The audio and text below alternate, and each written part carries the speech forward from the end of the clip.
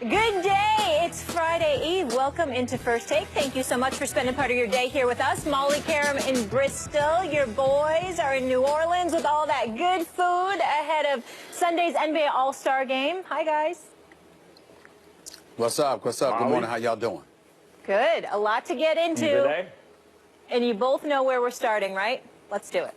After last week's Charles Oakley's controversy, the Warriors' Draymond Green had some strong comments about Knicks owner James Dolan. This was Green on his Dre Day podcast. This is Charles Oakley. Why is he buying tickets to the game? If I'm not mistaken, Dolan's was owning that team when he was playing. It wasn't a problem when he was speaking out then. It wasn't a problem when he was protecting their superstars then. And so if it wasn't a problem then when he were doing it for y'all, why is it all of a sudden a problem now when he speak out on something that he don't like? And now you want to disown him from your entire organization. That's a slave mentality. You're doing it for me, it's all good. But now you're doing it against me, or not necessarily against me, but you're speaking out against my organization. It's not good anymore. That's a slave mentality, slave master mentality.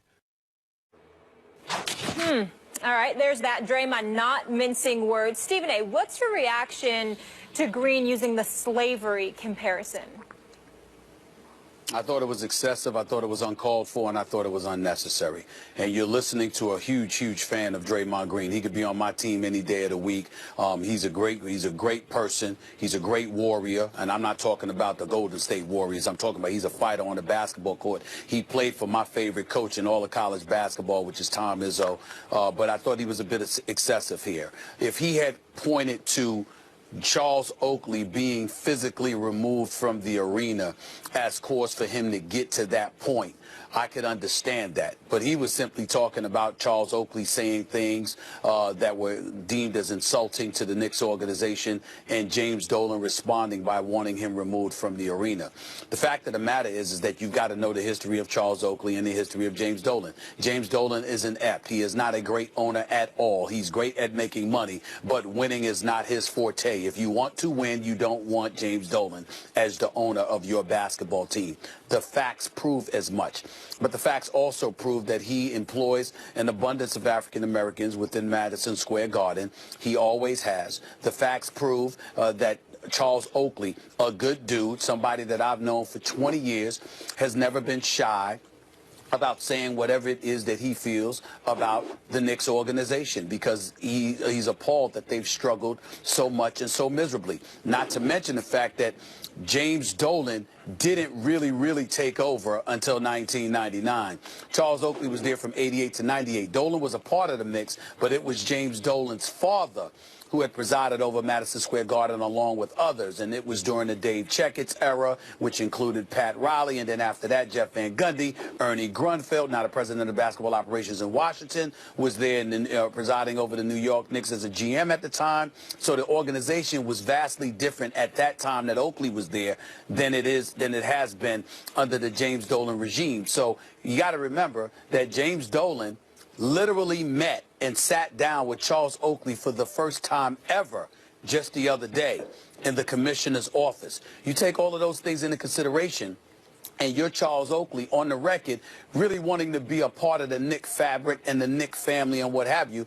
If you're James Dolan and he says he wants these things, but you believe that he is insulting you, a lot of people in James Dolan's position are not going to act favorably for him. The reason why I think, Max, ultimately that Draymond Green's comments were a bit excessive is because outside of security guards forcibly removing Charles Oakley, because we all know that was wrong, excessive and unnecessary on the part of James Dolan and the New York Knicks, in terms of not wanting to receive a shrapnel of criticism and not being receptive to you for throwing it in his direction. I don't care whether you're white, you're black, you're Jewish, you're Catholic, you're Latino, you're Native American, you're Asian, or whomever. When you are in an authoritative position and somebody comes at you that way, you usually don't respond favorably. That's a matter of somebody not liking you. That's not a matter of racism. And that's where or slavery or slave mentality per se. And that's where I took issue with what Draymond said in this particular situation. It's applicable at times in the world of sports more than people realize. But in this particular instance, I don't believe that to be the case. Draymond Green was wrong. He should not have compared it to slavery. Slavery, the history of slavery in this country involved the destruction of generation after generation of human beings. And that's not what this is. This is kind of business practice in the United States of America that he's objecting to. But let me say, when he brings it up, as objectionable as it may be to many, we can't pretend we don't understand what he's talking about. It is hard to ignore that the NBA is a largely African-American league in terms of labor, in terms of the players. And the owners are almost exclusively white. And that is connected to the legacy of slavery. So that when we see an owner treating a former player in a way that even appears, rightly or wrongly, but the optics are that it's dehumanizing, the way he's treating that player, that connection in people's minds and the optics of the league will bring what Draymond Green is talking about into mind. I mean, it will bring it into focus. So I get what he means, but I think it was clumsily stated.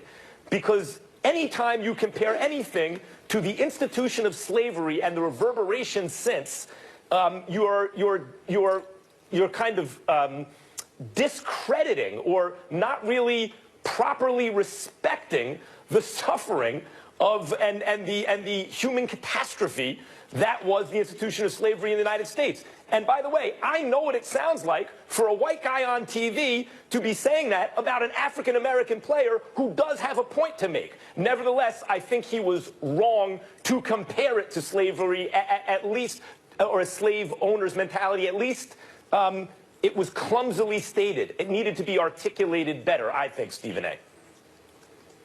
Well, first of all, I completely agree with you, Max, and I appreciate you saying what you said because you're absolutely on the money. And I'll piggyback off of that by simply, saying something that I want you to comment on here. One of the things that that I pay real attention to, particularly as an African American, is that making sure things count. In other words, when you use incendiary language or polarizing a language and you know that it's going to be talked about and debated about and what have you, you have a responsibility, particularly when you bring up one of the isms, to make sure that it counts, to make sure that it's applicable accurately so, and it's something that's relatively undeniable so it can provoke a larger discussion. When you do something like Draymond just did, you minimize the discussion. You don't elevate it. Because if you're a white individual out there like Ryan Russillo, who was on Mike and Mike this morning talking about it, I'm sure he might take some heat for what he said because he was just saying, when has it ever been a problem just not to like somebody? The fact of the matter is everything that he was saying, elaborating on the Draymond Green scenario here, Ryan Russillo was absolutely right in what he was saying. And I defend him to the nth degree. There are times when somebody doesn't like you. That doesn't make it racism. I know of athletes who were late tens of times to practice and then people talked about, well, they're being treated a certain way because somebody doesn't like them and it's racism. No, they don't like you. Or, you have individuals that didn't have the greatest reputation inside of locker rooms and then all of a sudden we're talking about race again. No, they didn't like your behind. It has nothing to do with you being black. It has everything to do with how you're conducting yourself. Those are the kind of things I think that we have to pay attention to, Max, because if we don't, what happens is when we really have a bona fide, salient, poignant argument, it gets diminished because people are exhausted from the topic of bringing up race, and they actually have an excuse to be exhausted by it because it was brought up on too many occasions when it had no business being brought up. But in this case, two things. I'll deal with what you just said in a second. In this case, what are the optics? The optics are it was an African American, and the owner is white. And so, sure, Ryan Russillo and whoever else brings up the point, it's not a crime to not like someone, but power dynamics are important. There is a reason that ownership is almost exclusively white, and that is the legacy of slavery in this country. There's no getting around that. The fact that it's almost exclusively white and that labor is largely African American. So the optics, even in instances, and I'm not saying this is one of them, where the owner might be right and the player or former player might be wrong. It doesn't seem to be the case here, but let's say it was. The optics are important, and it will resonate with people in a certain way that reminds them of the history of inequity in this country. That's one. Two, you bring up the isms, right? Don't dilute legitimate claims of racism, anti-Semitism, sexism, homophobia, etc., which are alive and well in this country. Don't dilute those claims with claims that are themselves diluted, that may have a point in there somewhere, but don't really apply with full force, aren't really literal. And I agree with that. I agree with that as any person from a persecuted minority in this country, or even just people who are socially conscious who aren't from persecuted minority in terms of the culture of their background. I think we should recognize that. I think that's a valid point. If you run around claiming racism where it's not clear, where it's unclear that it's directly racism, or sometimes where it doesn't exist, it does dilute claims and undermine claims, legitimate claims of racism, which, as I mentioned, are alive and well. In this case, I understand what Draymond was getting at. It was clumsily stated and therefore could be put in the, hey, you're diluting the real discussion category. Well, the other thing that I think it's important to mention, Max, before we finish this segment is that, you know, you also have to take into account that even though it was clumsily stated and what have you, you have to have justification for it, and you have to take into account the ramifications. For example, you allude to ownership. Sure, the NBA has mostly white owners. The first African-American majority owner in major professional sports in this country happened to be Bob Johnson. Who's that for?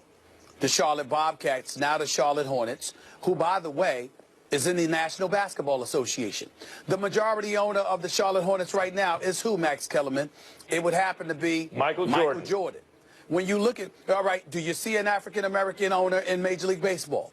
Do you see an African-American owner in the National Football League? Do you see an African-American owner in hockey? The list goes on and on. So when we look at it, we understand that, as Richard Lapchick historically points out, that the NBA has an edge on other major sports entities in this nation as it pertains to African Americans. And so I'm just saying the point is that doesn't absolve something like this from happening. In other words, if indeed you have an owner with a slave mentality or whatever, it doesn't mean that this sport is immune to those circumstances. But it does mean you have to take into account that when we discuss the word progress as it pertains to major professional sports in this country, there is no doubt that the NBA, with the athletes and the way they're being paid, with the guaranteed contracts, with African Americans holding head coaching positions and executive positions as GMs or what have you, with an African American being an owner, the NBA is ahead of the curve. And if you're Draymond Green and you're en route to New Orleans for NBA All-Star Weekend